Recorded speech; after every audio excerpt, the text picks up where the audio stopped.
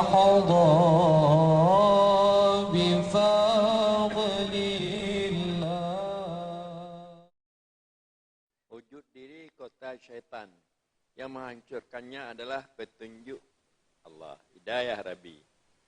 Untuk mendapat hidayahnya, mengerakan tarikat sufi. Jadi kita kalau bisa untuk menghilangkan anania, wujud diri, kita harus dapat menjalankan tarikat orang sufi.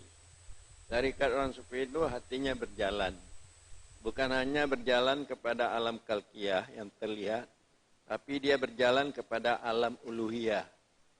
Yang sebelum ada kita, di dalam asma dan sifat, dia terlihat di dalam batinnya. Dia berjalan supaya dia sampai kepada Allah Subhanahu wa taala.